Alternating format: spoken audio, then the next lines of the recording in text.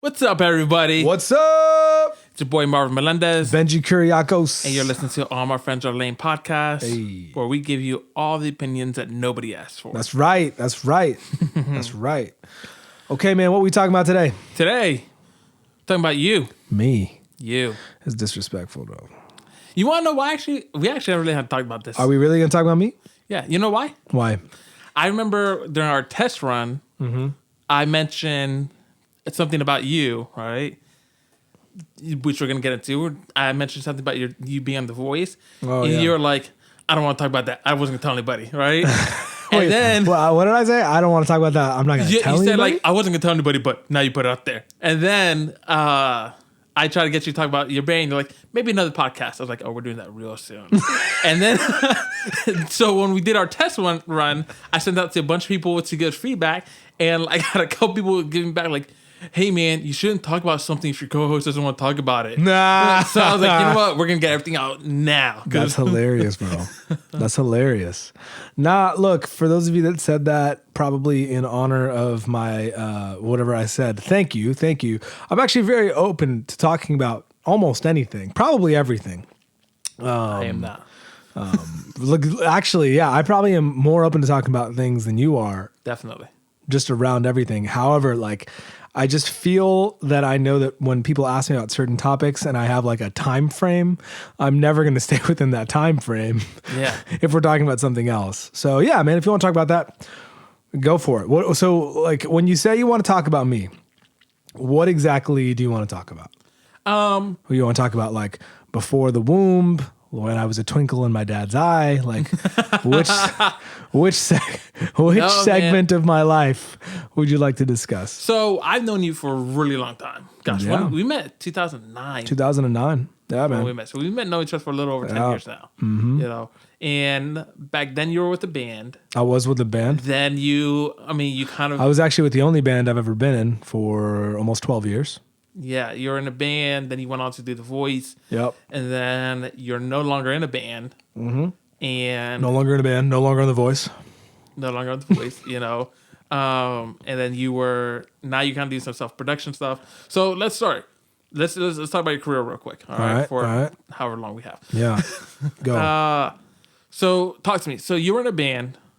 What age did you guys get in a band?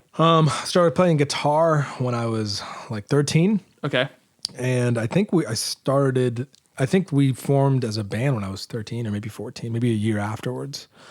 Like the only real date I can tie this to without like consulting notes and pulling stuff up, which I'm not going to do, would be like, and this is going to sound a little macabre, but like my buddy's dad had passed away from a form of cancer this was when I was a kid. So was this your bandmate? This was not one of my bandmates' fathers. It was sort of a member of the community that we knew really well. Okay. One of their dads.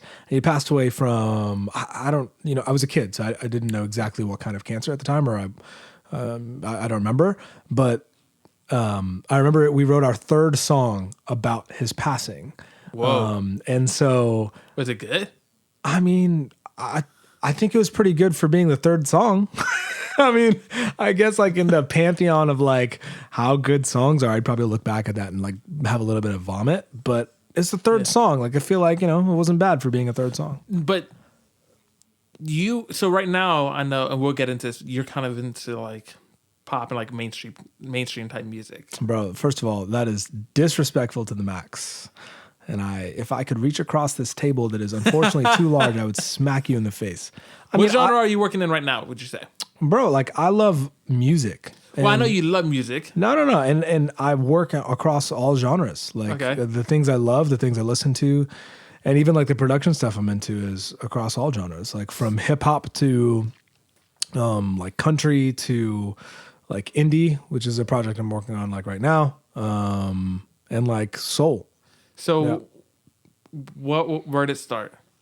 What was your first genre that you were already working on with your band? With the band. Okay, yeah, dude, this is kind of funny, but I feel like a lot of guys that I talk to now are in like a similar vein, and I think it's just the way that we grew up and the music that was popular at the time. But like, we started off hardcore metal. Like I was a shred head. Like it's so funny, man. One of my really talented friends, he just shot a video, him and his wife. They're called The Dries. They're amazing. Look them up. But Derek's a phenomenal guitar player. And we were just randomly catching up on gear. And I was like, yeah, man, the first amp I had, I forgot, what did I tell him? It was like a PV 5150, and he was like, huh, that's interesting. He's like, I had like another version. I was like, oh, it's awesome, really cool. And then I was like, yeah, and then I got like a JSX, and he was like, you had a Joe Satriani like amp? And I was like, yeah. And he was like, so did I. And I was like, that's amazing. And I was like, yeah. And then I had like a rectifier, and he's like, oh my gosh, so did I. And we just went down like, what's really funny is I started as a shredder, and our band started as very much a metal band, but then slowly evolved to, I would say, like alternative rock. Like I'd say like if you can mix like, if like Queen punched The Police, punched Coldplay, punched Mute Math, that was like what our band sounded like. When I first met you, you were super into Coldplay and Mute Math. That was like those were your two go-to things as far as. Yeah, but I mean, like that's like 2007 to like that whole era was like, I feel like a lot of people, particularly like guitar players and musicians of the time, had grown up listening to like a little bit of grunge, because like the early 2000s was like into grunge. And then there was this like huge power pop like thing of like, Newfound Glory and like Blink and Sum 41 and all these different bands. And then I feel like you went divergent paths. You either went into the path of like sad melancholy, like Postal Service, like Death Cab, like Hand in Hand, like that sort of music, like a little more emo-y or indie, or you went down like the math rocky, like Circa Survive, like super like sweet picking and like just fun stuff. Like and I was weirdly into both. But as time went on, I got really I think I became less and less of a guitar player. And became more and more of a writer. And like a singer and a writer. I guess the cliche term is singer-songwriter.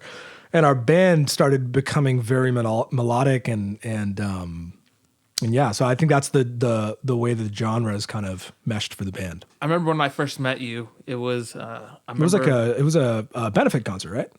It's like a fundraiser. Yeah, it was a benefit concert. Yeah. Me, you were doing an internship together at a church. Mm-hmm. Yep. We like with that. You were doing a benefit concert. I think for the internship actually. Maybe or like Haiti. Something it was either to raise money for the like earthquakes that had happened in Haiti right around then, or for that internship. Yeah, and then I remember we bonded. But I remember you started showing me some of your music. I was like, oh man, like, dude, you can write.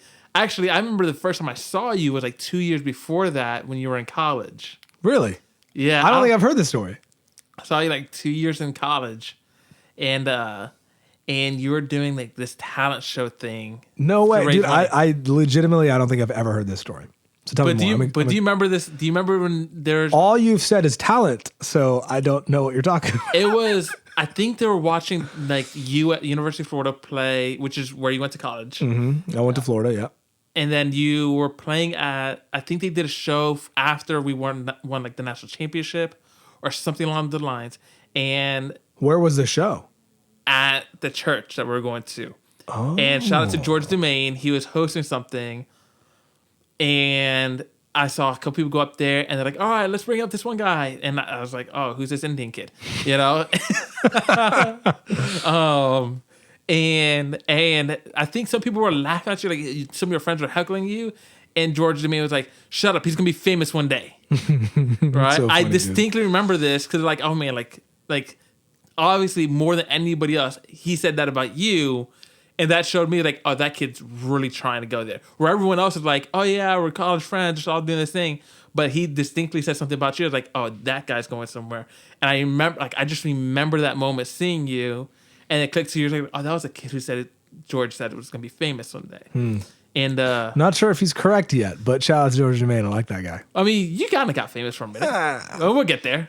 So real quick, I think this is an important part of your story that we're going to set up later. But how'd you meet your bandmates? So I'm Indian. And I'm from a pretty like particular like subdivision of being Indian, right? Where like I'm South Indian, a part of this community called Keralites. We speak a language called Malayalam. That's pretty like specific, right? And then of that group, like there's not that many people in America. And so you tend to stick together, or at least your parents want you to. Yeah. And so growing up, like this community that I was involved in was mostly like what you would consider like Malayali kids. Yeah. And so Tom and Tony, who are twins, identical twins, we became really good friends. Or, you know what's really funny? Like I don't know if Tom and I have really discussed this too much, but we actually weren't friends for a long time. I didn't know that. We actually weren't friends for a long time. We did actually. I wouldn't say that there was any sort of animosity that we disliked each other, but we certainly didn't like each other, right? And like, but then I think the thing that really drew us together was music. Yeah. And because Tom was really into drums. And Tony was into music overall, was really talented at a lot of things, but ended up like moving into bass, right? Yeah. And I think we all shared this unique thing within the Indian community where like, and those guys are much more brilliant than I am, but like the thing that I think we shared was that we were all black sheep, right? Like all of us didn't really want to be doctors or lawyers or engineers, which is sort of like the preordained yellow brick road that you have as an Indian, like second generation like kid, right? And so I think we really bonded over that and music, and then became inseparable. Like to this day, those guys are my boys. And I visit whenever I'm in, Orlando to see Tony. I try to see, whenever I'm in Orlando, I try to see Tony. And whenever I'm in, Dallas, I try to see Tom and now his whole clan of family. Because he's got babies. You formed a band when you guys were pretty young. Teenagers. Mm-hmm. Then you went off to go ahead and start taking it more seriously. You released a couple albums. Yeah, it was interesting. So we recorded some really bad records. They weren't really bad. I mean, they were bad. What, the Reason for Rhyme was your first one, right? That's not. Oh no. So I know what you're talking about now. Have you heard some of these records? No, I went to go listen to one and you snatched it out of my hands and didn't play it. Yeah. So, really? I would let you listen to it now. Like, they're not bad because the music is written poorly. They're bad because, man, like I still remember this one guy. His name was Jeff, and he was like, Jeff, if you're listening, my bad for dragging you a little bit here, bro. But like, he was like, yeah, come in, bro. Like, we could record over here. And brought us into this room. It was literally like a tiny, like little space. He had this terrible Tascam interface. And like now knowing what I know, I realized that. Yeah, I got robbed. Yeah, we got robbed. We didn't get robbed for much. I think we paid $50, but like the quality was reflective of spending $50. It was just so bad, like so horrendous. Do you have any of that music still? I'm sure I do. I just gotta find it. We should try to leak it before the show. Yeah, I'll try to leak it. So yeah, like that. I think that's something we recorded a bunch of records that sounded bad because we just didn't know what we were doing. But I think the songs were decent. Even now, like I would say the songs were decent. And then as time went on, we started like getting pretty good, in my opinion. Like we practiced all the time, man. We practiced like 4 times a week for like 2 hours each time. And we were nasty, like really, really good. Particularly like we were so like, there's this term a lot of like bands will use. Like we were just so locked in. We were so solid. Yeah. Like most of the time it's pretty rare that you get to practice that often and for that amount of time. And it really showed. And not only did we practice together 4 times a week for like 2 hours a sesh, we'd also write all the time together. Shout out to Tom and Tony for literally staring at me a lot of times like during the writing process. It was amazing. I went through one of those writing sessions. Mm-hmm. And then like, and dude, that creative process was just so awesome. Like we did so much work together. It was so incredible. A lot of just amazing, like creative juices flowed really well. And because of the closeness that we had, not just with the band, but we also would play together on church every weekend. And before I played guitar with Tom and Tony, I played bass with Tom at church for like a year or two prior. And dude, shout out, like when you're a bassist and a drummer together, even if you then switch to guitar player, like Tom and I would just know what each other were doing. Yeah. Like without communicating, without looking at each other, we just knew what we were going to do. Right. Yeah. Because like we had that link from back in the day of being the bassist and the drummer together. And then when Tony was the bass player, I mean, they're identical twins. So they literally know what each other are thinking. Yeah. So we all were just like literally glued at the hip from like a technical perspective. And so I think if there was the greatest strength we had as a band, it was just the way that we sounded like the record 100% of the time. Yeah. No, I mean, I remember those days, and you guys always put like together a good show. You guys always just knew how to bounce off each other and signal each other. I remember distinctly going to one show that, like, from a like management standpoint, I felt like the people who put on the show weren't super great to you guys. I remember they cut off your time early. I don't know if you remember the show. They cut off your time early. You had 2 songs left in your set, and so when they gave you the signal to that this is your last song and you cut it off, Tom and Tony didn't know, but you were able to just look at them and like it's over, and like there's no like misstep. There was like you guys were always so in sync. So then you guys were pretty decently known in the Orlando area, right? Yeah, Right, yeah. And then you went on, and then so from there, when did The Voice happen? Yeah, so we got picked up by a management company. Shout out to Stephanie Christie. Love you, girl. Hopefully you're doing well. I need to send you a text and call you sometime soon. Yeah. And see your house again. Because at this point you released what, like 2 good albums by this point, right? yeah, 2 solid records, man. Like you know, we were really fortunate in that we worked with amazing people, man. Like we were just super fortunate. And the community in Orlando, like people sleep on Orlando. Orlando's amazing. Yeah. And the creative town there, people think of it as just sort of the attractions, man. If it wasn't for the weather, I would live in Orlando, but I despise Florida weather. But but man, like the talent there is amazing. So the first producer we worked with, super talented. Oh my gosh, I'm drawing a blank. But like, oh my gosh, dude, I gotta pull it up. I'll pull it up in a second. Okay. It's just been a long time since that record. I think it's been like over a decade. Yeah. Since we recorded that record, we were kids. But it was a producer that actually worked on the first big record for Paramore, man. Like, yeah. Paul, I can't remember Paul's last name, but like, it'll Oh yeah, it'll come I to remember me. that. It'll come to me, but and I'm gonna pull it up on the computer as we're talking. But like, dude, like it was incredible. Like the creative process that we worked through with him, man, was just like crazy cool. He was like a joy to work with, and dude, like we created some nasty stuff, man. I don't even remember, man. Maybe it isn't Paul, but just so dope. So you created some dope records. We created some dope records, and then who picked you up to go to The Voice? Yeah, so Steph, our manager at the time, just shot, I guess, one of her friends at NBC a note and was like, "Hey, what do you think about this?" And that friend shot her back a note being like, "Yo, they're great. Bring Benji in." Because obviously The Voice is more of like a one-person thing rather than a band thing, right? And so, like, I guess my initial hesitation was, I always envisioned us being successful as a unit my whole life, right? Like since 13. And at this time I was probably like 19, right? And I always envisioned us being like successful as a band and as a unit. Wait, and, for The Voice?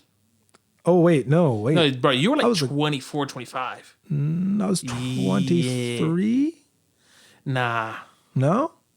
No, you were at least 24 because I was doing a different internship and I was 23 and you're older than me. So you're at least 24, 25 I was at this point. literally 23 years old. Then maybe I was 22. Yeah. But either way. But that's really close. You're very close. And so so Steph like reached out, they were interested, went on the show. I was 23 or 24, I have no idea. Yeah. And so or 35 or 47. So so we went on the show. It was dope. Like blind auditions were cool. Battle rounds was cool. Ended up losing at the battle rounds to this amazing dude named Sam. Yeah. And you were with Team Adam. I was with Mr. Levine. Yes. Yeah. Well, what was the overall experience like being on The Voice? Dude, it was awesome. Like, I have friends I've made, both staff, like producers on the show, and artists that I still connect with. Like, I still text every like 6 months or 9 months just to check in and see how they're doing. Yeah, like just good relationships, good people. It was an amazing time, man. It was an amazing time. So then, so you didn't win the voice. You No. got knocked out in battle rounds. Yep. So that's the second round. Yep. So you came back Yep. to Florida, right? Came back to Florida, had a lot of like, I guess like no, like to use one of Tom, my old drummer's words, a lot of air, right? Like a lot of like wind in our sails. Cause like, you know, obviously like you have millions of people that are watching, and now there's more interest in all this kind of stuff, and you're being recognized and stuff like that. And so, yeah, it was cool. We then sort of like entered like the record label phase, I would say, like where we got a couple of different offers from different labels.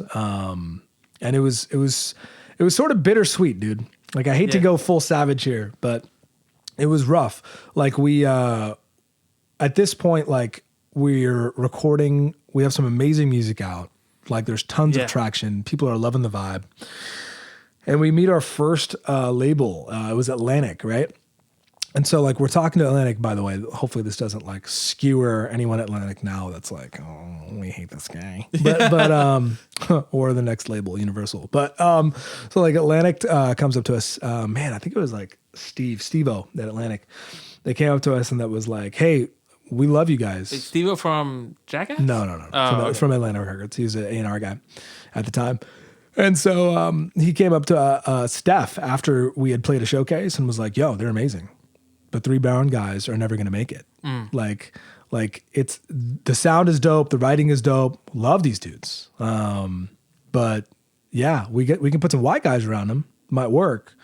Like around Benji maybe. But like 3 Brown guys, it's not going to be a vibe, which is interesting. Cause like looking back now, I think this was like a pretty pivotal time. Like, I think looking back, like hindsight, I would have looked at this and said, you know what? Had we simply just like stiff armed that feedback and just like Marshawn Lynch, like beast moded through, we probably would have been successful. Fine. Yeah, successful at this point, right? Because by this point, had you moved to Nashville? We had not moved to Nashville yet. Okay. Yeah. So this was a showcase, I believe, outside of Atlanta. I could be wrong. But it really hit us hard, man. Like it hit us hard, especially Tom and Tony. It hit them really hard because like it was just rough, man. Like the feeling of someone saying it's not your music, it's you. Like it's who you. And it's nothing that you could control. Like if it's your personality, like okay, I'll chill out. Yeah. If it's like your production, like okay, fine. Like we'll get better production when we're signed. You know what I mean? Probably. Probably, yeah. But to hear that it's something like, yo, it's your skin tone. Like it's like, oh, well, I can't, I can dive in some bleach. I don't think that's gonna help, right? Like it's not. And so it was a really big bummer, particularly for them. And so because in the Indian community, and I feel like this is the case in a lot of like ethnic communities, but like in the Indian community in particular, I can speak from experience. They were old. They're older than I am. They were under so much pressure from like, what are you doing? Go get a job, get married, like blah blah blah blah blah blah. And so it was really tough, man. It was really tough for them. And so we then were like, okay, what are we gonna do? Let's move to Nashville, right? And so before, we'll give it another go, right? Before we move to Nashville, we get flown out to Nashville to meet with. Okay, so wait. So we talked about Atlantic. So then what I don't even think I've said this to Tom and Tony, right? So maybe I should have texted them and been like, hey guys, I'm gonna talk about this. but before we got the Atlantic thing, actually, Universal came up to me and they were like, hey man, we'll sign you, but we won't sign your boys. And this was during The Voice, right? So like right after I got cut, they came up to me and they were like, yeah, we'll sign you. We won't sign Tom and Tony. And I was like, but why? We're a band. That's interesting that you turned that down. And the reason why I think a lot of people think that, like I met with other groups and it's like, no, if I make it on my own, then I'll succeed and then I'll bring my boys up with me later down the road. But you didn't think that. Yeah, I didn't think that. Like, and I don't know what the future holds and I don't know what the story of my life will be, right? Yeah. And maybe I'd look back at that and say, maybe I should have done that. Right now, I still feel like I made the right call. I still feel like... I did too. Yeah, man. Like, when was the last time you ever heard anybody, other than LeBron James, but like that doesn't count because that's different. He gave them jobs, not entertainment careers, Yeah. Like, look, I think like... a huge part of like joy in my life is music. Yeah. But I would never want to choose music at the expense of relationships that I deeply care about. Yeah. Right? Like even like, dude, like with Celeste, like I would never want Celeste to feel like music is above her. Yeah. That I would choose music over my wife. That I would choose, you know what I mean? Like and maybe that's a critical fault in some people's eyes to be like, oh, you lack the killer instinct to be successful. Like I watched Lewis Hamilton. Side note, I'm a huge Formula One fan. I've been following Lewis Hamilton since he was literally my age. But we're about the same age. So I've been following him since we were both teenagers. But like I watched him win his 6th drivers championship today, right? Yeah. To put that in perspective, Formula One's been around for a long freaking time. He's the 2nd driver ever to do it in history. The next guy closest has 4. I was just so happy for him today, right? Yeah. But like, I oftentimes think when I think of like successful champions in any sort of thing, I think there has to be a streak of ruthlessness in you. And like, I think I'm a little ruthless, but in that sense, I'm not. Like I wouldn't. There's a line. There's a line and I didn't want to cross it. Like I didn't want to like shaft my boys at the expense of becoming something. You know what I mean? So then you guys came to Nashville to give it another shot. Yes. So then give another shot. Before we moved to Nashville, we got another record label offer from Word, which is a Christian label. And I've never been in a Christian band, although I identify as like a dude that follows Jesus. I don't really, I'm not a big fan of the term Christian, and I'm not a big fan of like Christian music. Sorry to all my friends that are in the Christian music industry. I know. Like literally almost all of them. So, but some of y'all out there are good. Some of y'all. All my friends, y'all are good. There's a reason we're friends. but I'm just not a big fan. Anyway, so but like the whole Word thing, it didn't work out. They wanted us to be a Christian band. We're not a Christian band. They wanted us to. And for those who want us to recap on that, listen to I think last week's one we talked about. They wanted you to change lyrics and things like that. Yeah. We talked about either the last one or the one before. Yeah, I think it was when we were talking about Kanye, so it was the last one. The last one. Okay, so now you're talking about we moved to Nashville. So we moved to Nashville. After we moved to Nashville, man, honestly, like it was crazy. We played so many shows. Yeah. Like, and what's crazy is I think about like most people I talk to now are like, man, it's so hard to play shows in Nashville, and it's so hard to get a gig, and it's so hard to do this. And sometimes, and I know this can sound a little arrogant, and I don't want it to, but I really think, man, we were pretty good as a band because like we came to Nashville and dude, we played everywhere instantly. Like we played like the Basement. We played like 3rd and Lindsley. We played like you name a venue other than the Ryman, and we played it. Like we played everywhere instantly. Like within a month, we were playing everywhere, dude, and people were loving it. But I think the mental trauma of being told that you are not good enough because of the color of your skin, I think it really, really, really hurt Tom and Tony. So then eventually they left the band. Eventually we made, I wouldn't say like it was like a, we're out. It was more like a, hey man, I think the time is over. I think we're moving on. Like it was a good run. It was a good run. We're going to wrap it up. Yeah. And so that was the end of the band, man. That was 2014. And then you took like a 2-year hiatus. I took like a 4-year hiatus. I mean, 2014. Yeah, you just started getting back into it. I just started getting back into it. Yeah, I took a 4-year look. And I know that we're running short on time, but like what I'd say is, dude, I went through a deep depression, bro. Deep depression. Like I struggled because the one of like the defining things in my life. Not that I'm defined by who or by what I do, right? Yeah. But I think the thing that I had thought I would be doing was music. And I always thought of it in the context of doing it with Tom and Tony. And so to have that changed and to realize that that wasn't the vibe and that would not happen that way, it really hurt me, man. You know how I knew you were struggling? We never talked about this. We've never talked about this. You know, it's funny because me and you, we're always talking music. I'm always texting you people to listen to and whatnot, right? And you'll shoot me something back. And it's funny, at the time, I remember I'd come up and visit, and we would go to a show or something, but like you just wouldn't talk about music. You wouldn't even talk about it. I'll tell you what's popping. You're like, okay. And I remember it was like about a year or two ago where you said that you want to start doing music. I was like, I got an idea, and I pitched you an idea for a whole YouTube thing because I was like, I don't know if you remember, like I sent you a list like you can do a YouTube channel, let's go for it, right? And I just remember like that was I was so excited because it was like the first time I saw you like getting ready to like get back into it, like get back into the ring, Yeah, man. I mean, it hurt, dude. Like it hurt to watch a dream die slowly. Yeah. Not like a quick death, but like an exsanguination, like slow death of a dream that you've hoped for a long time, and I had to watch it die, and I had to grieve, and dude, shout out to Celeste, man. She was there with me like every step of that process, and it was amazing to have someone that didn't care about the music. They cared about me, So what brought you out? So what got you back into music? Oh, dude. Like where from there now? It's been like 2 years now that you're about a year and a half. I say that you really pushed it, right? Yeah. Look, man, I'd say that I'm still struggling. Shout out to Chloe Caroline. I've been working on this track for a long time. Yo, I didn't think we were going to talk about this. You literally said, Marvin, don't talk about it in the podcast.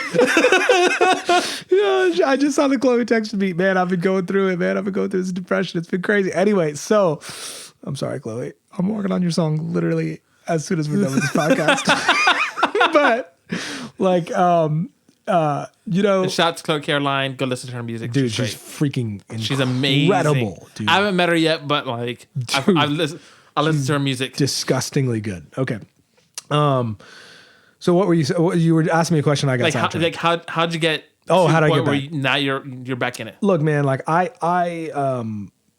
as people get to know me like personally, you'll likely discover that I'm a deeply spiritual dude, but I like to keep I don't want to say I like to keep my faith private, but I like to. It's something you treasure. It's something I treasure, but it's also like, I'm trying to figure out the right way to say it.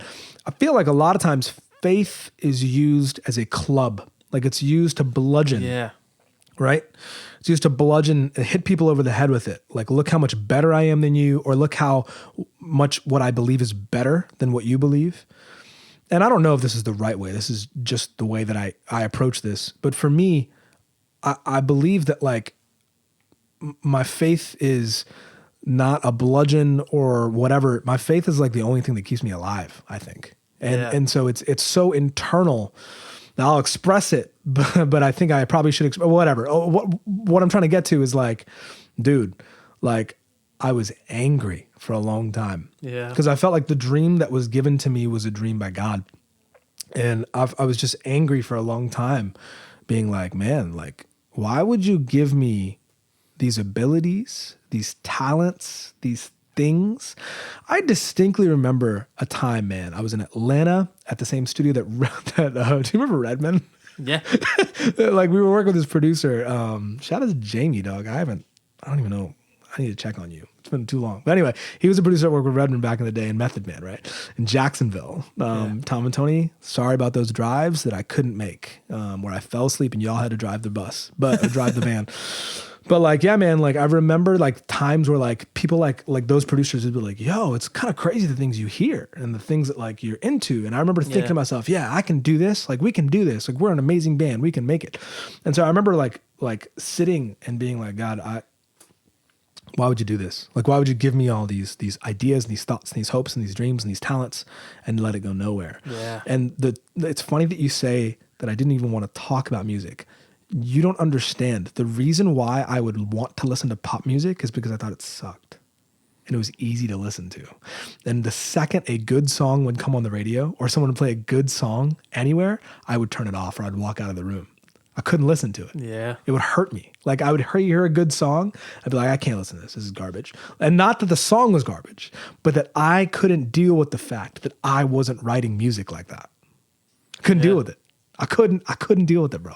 Yeah. It was like, it was painful. Yeah. It was like, and I hesitate to use this example because this example is so weighty that, I think a lot of people would be like, bro, but whatever. Like, you know how like some people lose kids and they can't hang out with kids? Yeah. You know what I mean? Not saying that this experience is like that, because it's not. That's way harder to deal with. But I would liken it to something like that. Whereas Yeah. I looked at other people's music as their kids, and every time I saw their music that was good, I thought about my kid that had died, like my musical child that had died. Yeah. No, I get that. I mean, when you lose something, and I mean, we don't have time, so I'm not gonna riff too far into this, but it's hard to see it again. You know, It is, bro. Well, I left Orlando when I lived in remember, Orlando, yeah. and it wasn't like under good circumstances that I left. I left remember. for very harsh reasons. Yeah. We got to talk about that. No, that's never coming up. But you know, like there was a time I couldn't drive through Orlando without crying. I couldn't even see the city. Yeah, bro. I couldn't and it's hard because you lived there. I was like, yeah. hey, come visit me in Gainesville. Like, I ain't going to Gainesville. I was like, oh, I guess I got to go to Orlando. Yeah, You know what bro. I mean? But Yeah. but now, I mean, I feel like you're on a pretty. You feel like you're healthy. You feel like mentally Yeah, you're there. man. Yeah, man. I feel like the mental is good. I feel like there's been a lot of development. There's been a lot of growth. There's a lot, but just been a lot of healing, man. Like a lot of like I view my relationship with God as like a relationship with a person, which could make me sound crazy, but Yeah. it's the way I look at it. And so, it's just been a lot of like good times with Father, like figuring stuff out and just getting to a place where I'm again not defining myself by what I do, but instead just doing what I'm told. Yeah. And so that's kind of where I'm at with it, man. So there's some cool stuff coming. There's this stuff with Chloe. There's this stuff with Sydney. I think I told you about my friend Ryan. His wife is amazing. There's some stuff with. So you got a couple more people that you're working with. There are. Yeah. Yeah. There's gonna be some stuff with Jeremy, my dude. Oh, y'all collaborating? Yeah, we've been trying to collaborate for a bit, but I know that as I go into this next season, he's gonna be. He's definitely gonna produce a track or two, because I love that man. Or I guess as he goes now by Sansol, the rapper. Hey. But yeah. So Gotta get him on the podcast. Gotta get him on the podcast. He already said he's in. So Sweet. what else, man? I know we're running tight on time. What else? Yeah, we're way over. Bro, I think you covered it, man. I mean, you got some stuff in the works. I'm glad to see that you're finally back in. You're healthy now. I'm hoping that this gives the listeners a little bit more context into who you are as a person, you know? Yeah. Also, I mean, thank you for being vulnerable, you know? It's funny because we always say, like, this is the podcast where we give the opinions that nobody asked for.